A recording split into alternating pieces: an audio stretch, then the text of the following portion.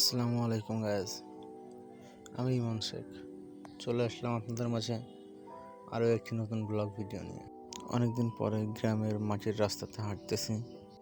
রাস্তা দিয়ে হাঁটতে হাঁটতে দেখলাম অনেকগুলো লাল শাপলা ফুটে আছে।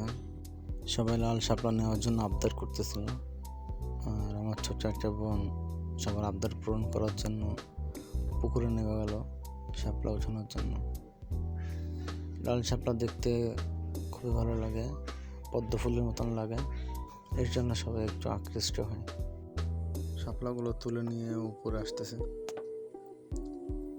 উপরে আসার পরে সবাইকে সমানভাবে ভাগ করে দেবে।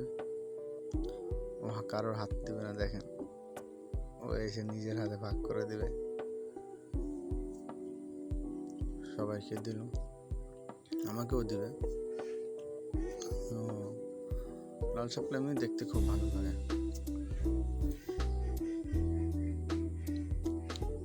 আমি একটু হাতে নিয়ে ফটোশুট করতেছিলাম।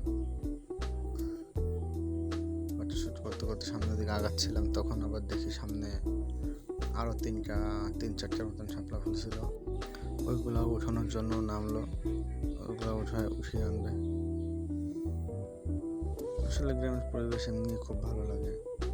তারপরে যদি পদ্ম ফুলের মতন দেখতে শাপলা ফুল পাওয়া যায় তো আরো তো সবাই খুশি ছিল। গ্রামের পরিবেশ, তারপর সুন্দর সুন্দর শাপলা ফুল ওঠাচ্ছিল। আমরা এগুলো নিয়ে বাড়ির দিকে যাচ্ছিলাম, যেহেতু সবাই কাদার মধ্যে হেঁটেছে, কাদা লেগেছে, এর জন্য সবাই বাড়িতে গিয়ে গোসল করবে এখন। দেখুন এটা আমার ভাইজি শাপলা নিয়ে কত মজা করতেছে। ও খুব খুশি, শাপলা ফুল ফোটাচ্ছে। শাপলা ফুল ফোটানোর পরে দেখুন কত খুশি।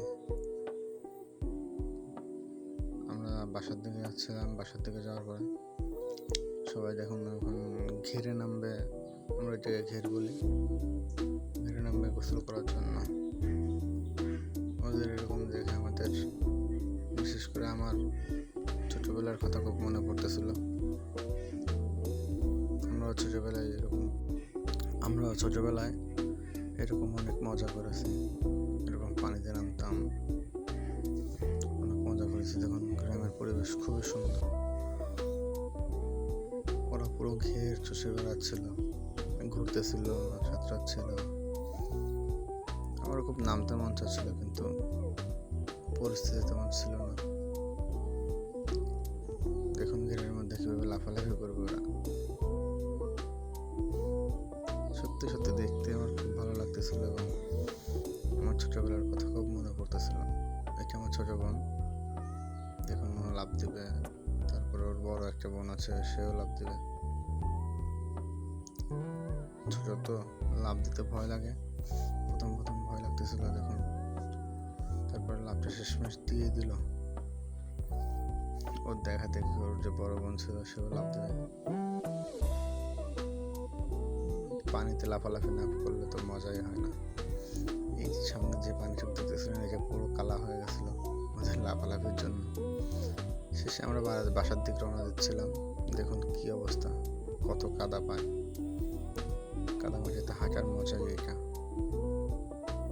সত্যি খুব মজা হয়েছে আজকে, খুব এনজয় করলাম। আসসালামু আলাইকুম।